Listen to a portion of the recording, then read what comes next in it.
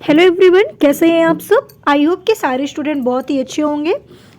तो फ्रेंड्स, आज की इस वीडियो में हम डिस्कशन करेंगे मानव शरीर का पाचन तंत्र यानी कि डाइजेस्टिव सिस्टम। डाइजेस्टिव सिस्टम क्या है, डाइजेस्टिव सिस्टम किसे कहते हैं और यहाँ से किस टाइप के क्वेश्चंस आपके एग्जाम में पूछे जाते हैं, कौन कौन से ऑर्गन का यूज होता है डाइजेस्टिव सिस्टम में, इन सभी चीज़ों के बारे में हम डिस्कशन आज की इस वीडियो में करेंगे। ये पार्ट 4 है आपका। इससे पहले हम लोगों ने पार्ट 1, पार्ट 2, पार्ट 3 डिस्कशन किया था, जिसमें हम लोगों ने बहुत सारी चीज़ें कवर किया था। और पार्ट 4 ये आपकी लास्ट वीडियो है, जिसमें आज की इस क्लास में आपको पूरा समाप्त करा दिया जाएगा। तो पार्ट 1 जो नहीं देखे हैं, जो बच्चे नहीं देखे हैं, वो सबसे पहले पार्ट 1 को देख लें, क्योंकि पार्ट 1 में काफ़ी इंपॉर्टेंट टॉपिक पे हमने डिस्कशन किया। यानी कि देखा कि हम लोग पाचन क्या होता है, पाचन तंत्र को और किस नाम से जानते हैं। देखिए, याद रखिएगा, शायद ही किसी को पता हो कि पाचन तंत्र को गैस्ट्रोइंटेस्टाइनल ट्रैक्ट के नाम से भी जाना जाता है। एलिमेंट्री कैनाल कहते हैं, ये सभी को पता है, लेकिन गैस्ट्रोइंटेस्टाइनल ट्रैक्ट भी कहा जाता है, ये सारे बच्चों को नहीं पता है।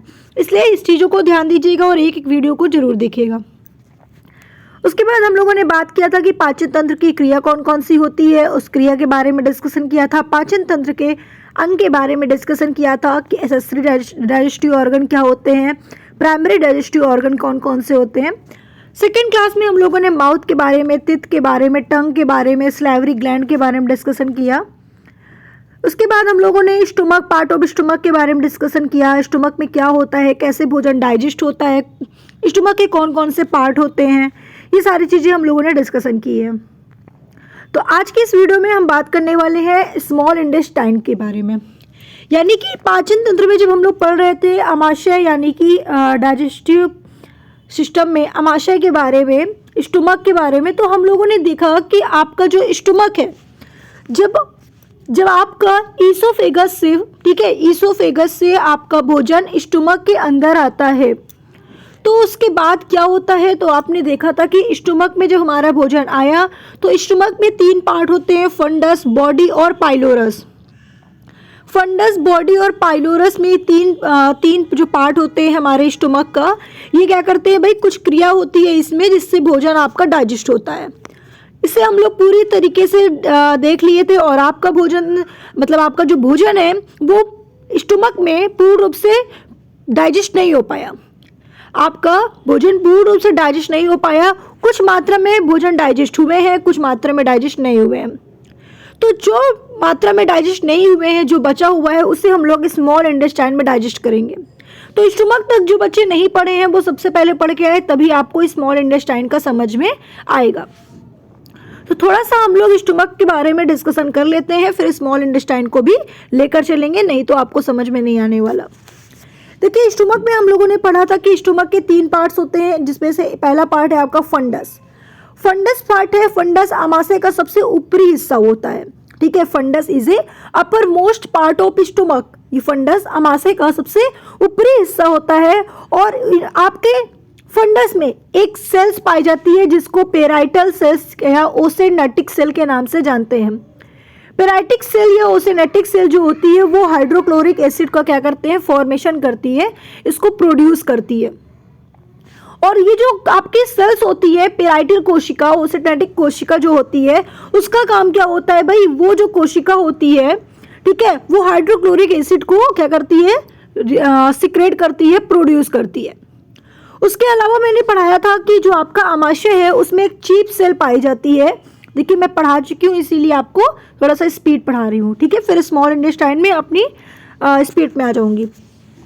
Inside a fundus also found some other important cell as chief cell. जो चीफ सेल होता है ये कहाँ पे होता है, आपके फंडस में ही होता है। यानी कि फंडस में 2 सेल पाए जाते हैं, एक पेराइटल सेल पाई जाती है, ओसेनेटिक सेल जिसे कहते हैं, ठीक है, और एक चीफ सेल होता है। तो पेराइटल सेल आपने देखा कि हाइड्रोक्लोरिक एसिड को प्रोड्यूस करती है, चीफ सेल को देखा कि कुछ एंजाइम को प्रोड्यूस करते हैं जिसको पेप्सिन, रेनिन और लाइपेज एंजाइम कहते हैं। आपको ये बात याद रखना है, आपसे पूछा जाए कि पेप्सिन, रेनिन, लाइपेज को कौन निर्माण करता है, प्रोड्यूस करता है, तो आपको बताना है चीफ सेल करता है। चीफ सेल कहाँ पे प्रेजेंट होता है, तो स्टमक के फंडस वाले पार्ट में। फंडस वाला पार्ट कहाँ पे होता है, तो सबसे ऊपरी हिस्सा होता है, अपर मोस्ट पार्ट ऑफ स्टमक। याद रखेंगे इतनी चीजें। उसके बाद हमने देखा कि आपकी बॉडी आती है, मतलब सेकंड पार्ट आपका स्टमक का है। ये आमाशय के बीच वाला भाग होता है जिसे हम लोग बॉडी कहते हैं। आमाशय का सबसे बड़ा भाग होता है कौन सा, आपको बता दिया है कि फंडस होता है, और सेकंड भाग कौन सा होता है, बॉडी होती है। याद रखेंगे, इसका कोई खास फंक्शन यहाँ पर नहीं है। उसके बाद थर्ड पार्ट आपने देखा पाइलोरस। पाइलोरस में कहता है कि pylorus is a lower part of stomach. Pylorus is a lower part of stomach. Stomach का सबसे लोअर पार्ट कौन है, पाइलोरस है। It's lower part is connected with duodenum.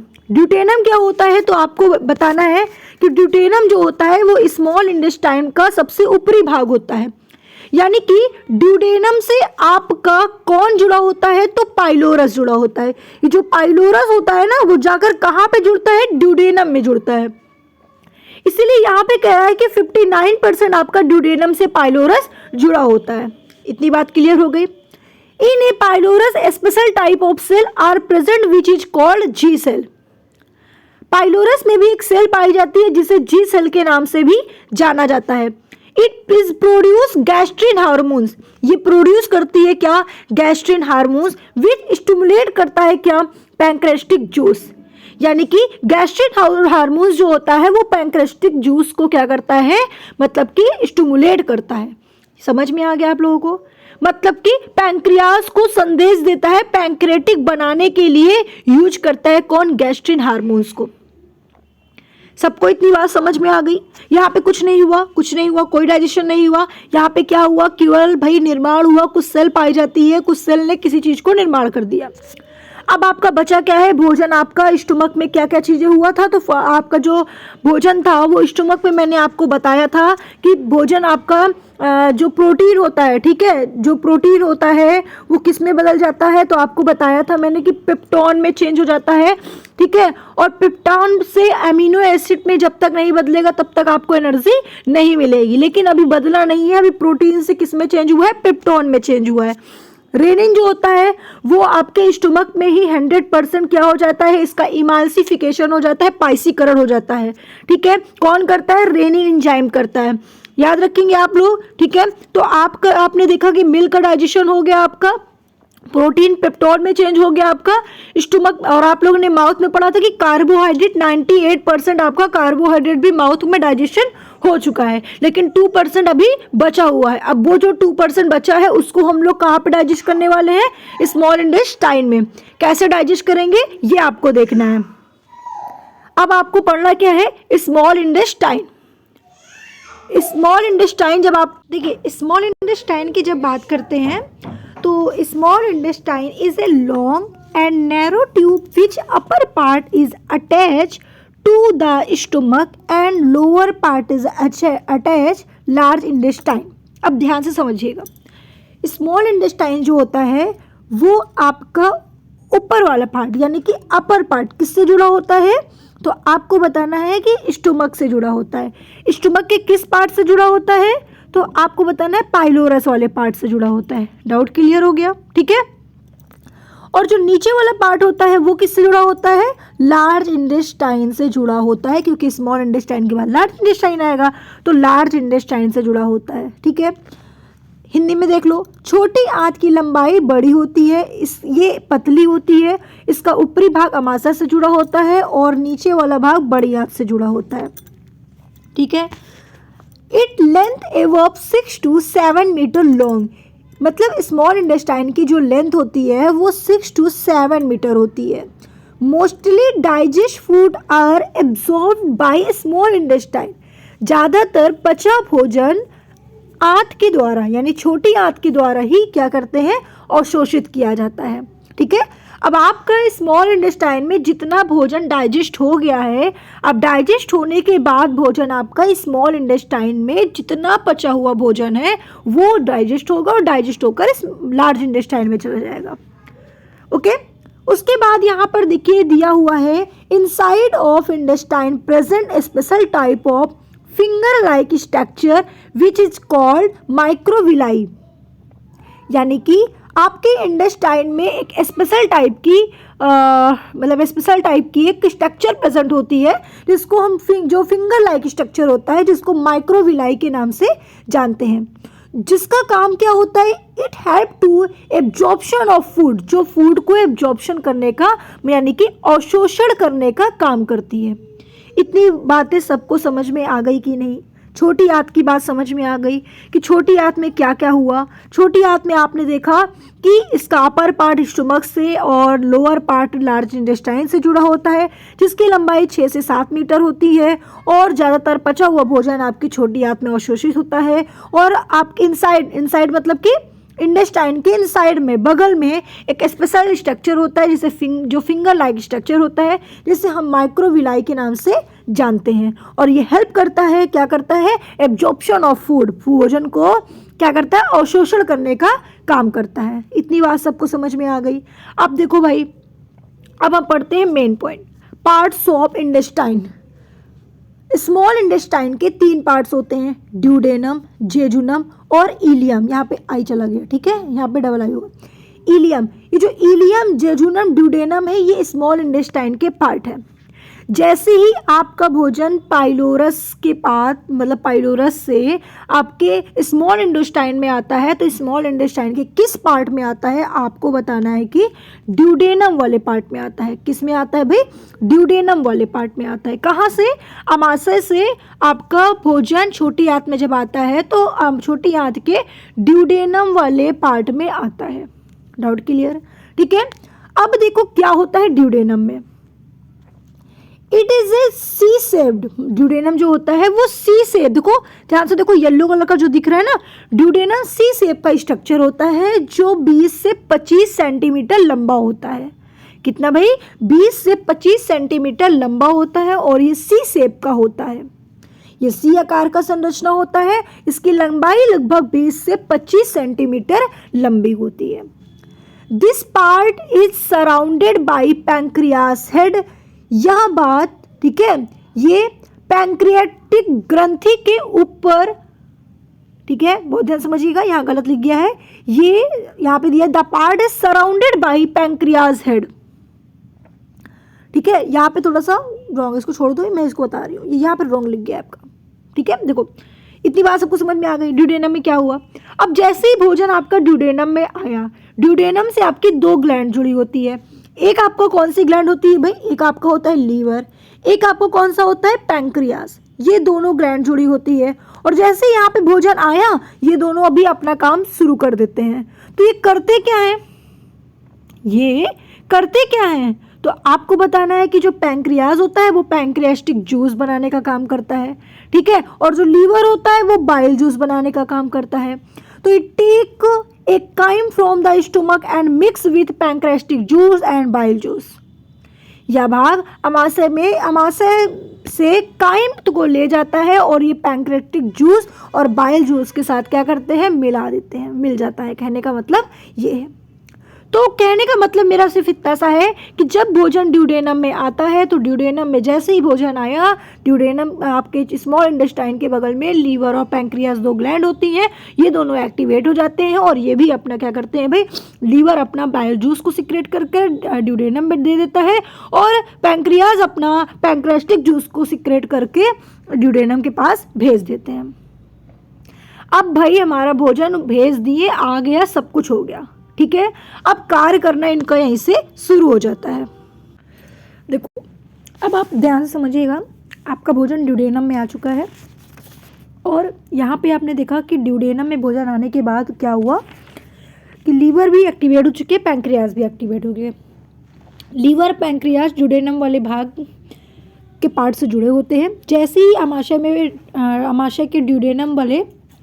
से भोजन ड्यूडेनम वाले पार्ट में आता है, वैसे ही लीवर पैंक्रियास जूस सिक्रेट करने लगते हैं, और सिक्रेट करने के बाद क्या करते हैं? ड्यूडेनम वाले पार्ट में ये भेज देते हैं, ठीक है।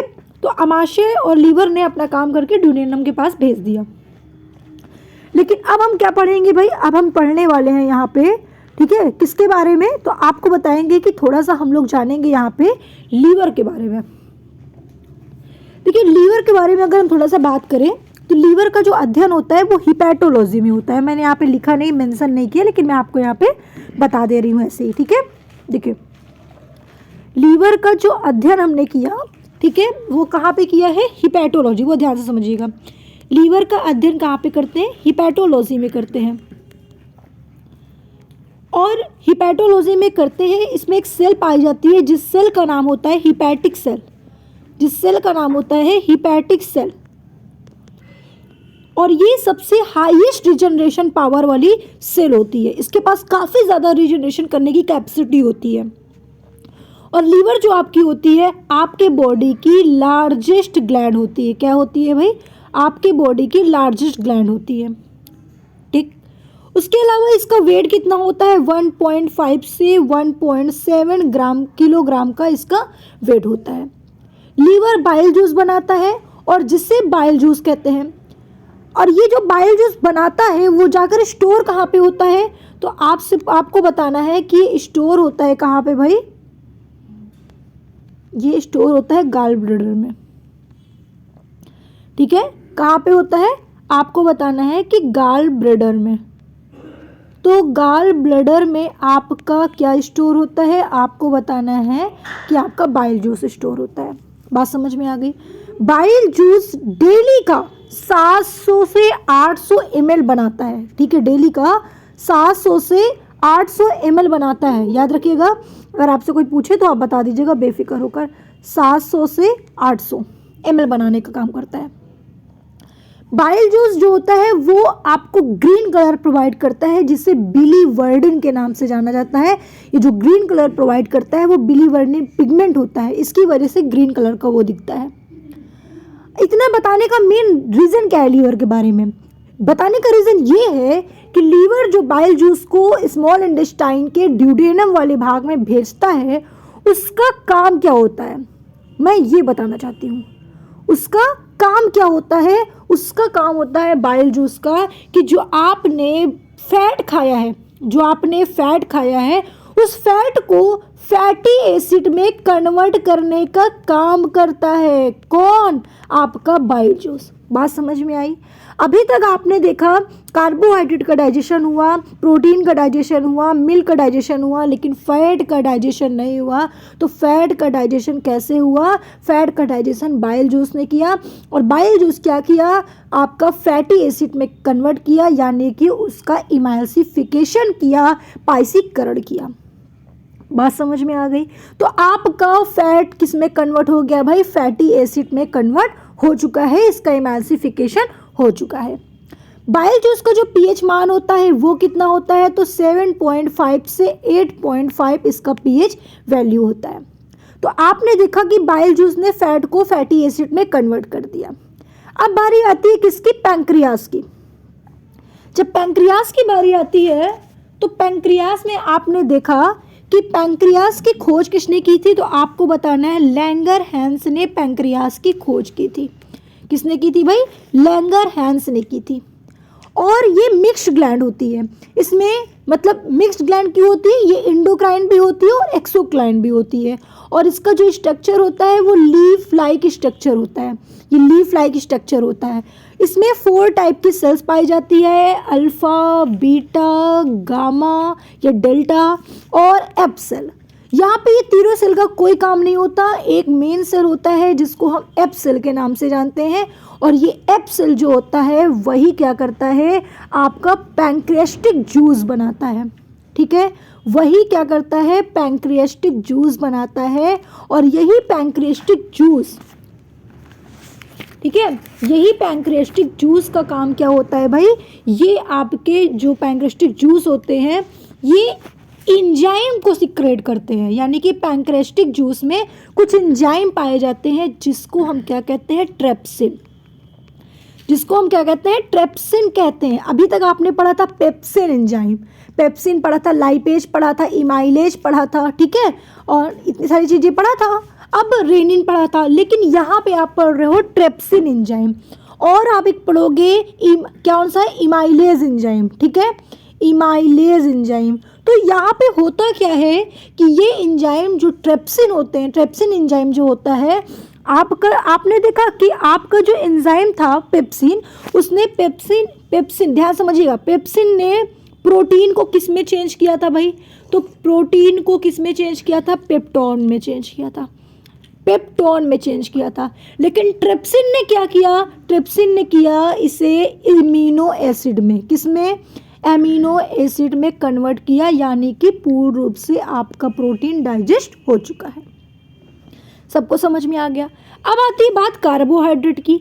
आपने देखा कि जो आपका इमाइलेज एंजाइम था, कार्बोहाइड्रेट आपका जो था, ठीक है, तो कार्बोहाइड्रेट किस में कन्वर्ट हुआ था? ग्लूकोज में, है ना, ग्लूकोज में हुआ था। लेकिन अब पूर्ण रूप से किस में कन्वर्ट हो गया? ग्लाइकोजन में।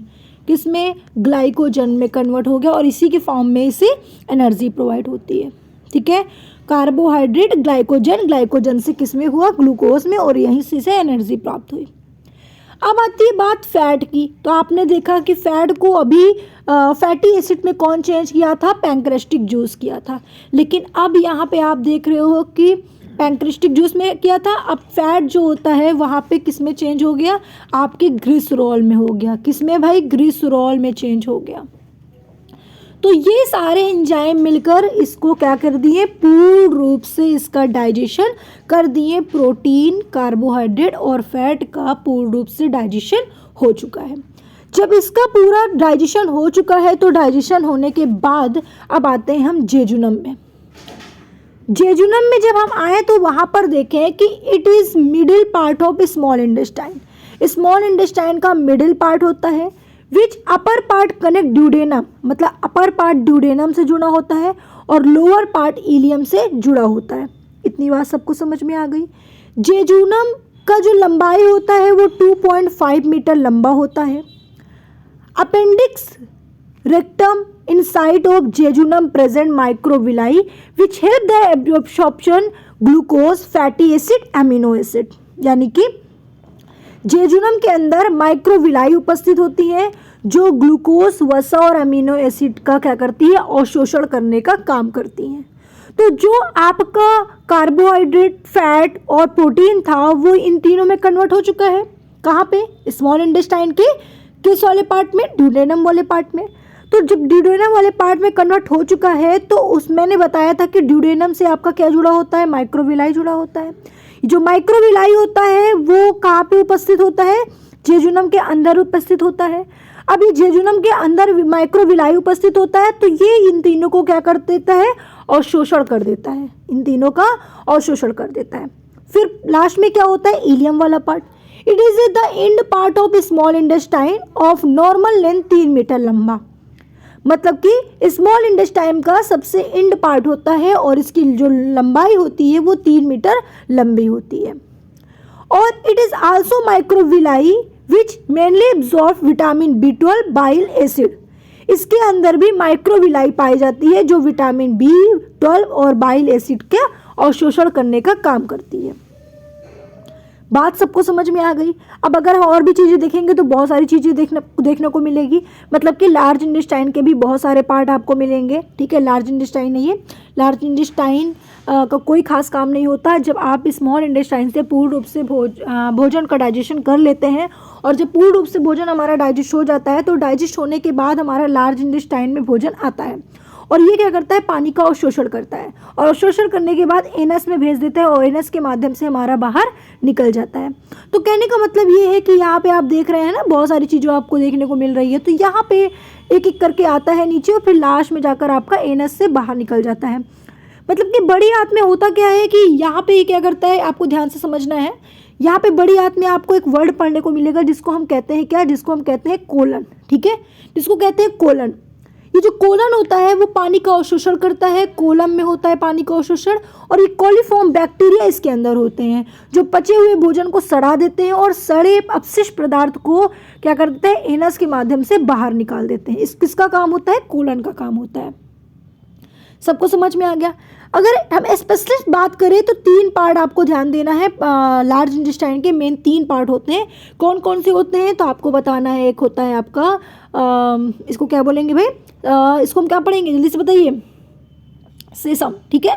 एक पढ़ेंगे इसका शिशम, कॉलम, रेक्टम, ये 3 पार्ट होते हैं इसके, ठीक है। और ये 3 जो पार्ट होते हैं इन्हीं 3 का एक एक फंक्शन होता है। और फिर लास्ट में कोलन जो होता है वो पानी को अवशोषण करता है और उसमें एक कोलीफॉर्म बैक्टीरिया होते हैं, फिर एनस के माध्यम से सड़ा गलाकर उससे बाहर पानी के फॉर्म में यानी कि वॉशरूम के फॉर्म में बाहर निकाल देते हैं। तो इस तरीके से पूरा डाइजेशन हुआ। अब आप मुझे बताइए कि आपको कहाँ नहीं समझ में आया। मुझे नहीं लगता कि किसी भी स्टूडेंट को कोई भी दिक्कत होनी चाहिए। जिस तरीके से मैंने आपको बताया है बहुत ही बेहतरीन तरीके से बताया है, बहुत बेसिक लेवल पे जाकर बताया है, ठीक है। तो इससे ज़्यादा बेसिक लेवल पे आपको कहीं नहीं मिलने वाली क्लासेस। ध्यान से देखिएगा। एक चीज़ और ध्यान दीजिएगा कि जो लार्ज इंटेस्टाइन आपका होता है, ठीक है, लार्ज इंटेस्टाइन आपका जो होता है, लार्ज इंटेस्टाइन की लंबाई होती है 1 से 1.5 मीटर और डायमीटर की बात करें तो 3 से आपका जो डायमीटर होता है वो कितना होता है, 3 से 3.5 इंच होता है। याद रखिएगा, इतनी चीज़ें आपको मुझे बतानी थी जो मैंने आपको बताया। और जो अच्छा एक चीज़ और याद रखिएगा कि आपसे क्वेश्चन पूछा जा सकता है कि जो इलियम होता है, इलियम जो होता है ये भोजन का अवशोषण करता है, इसे विलाई कहते हैं।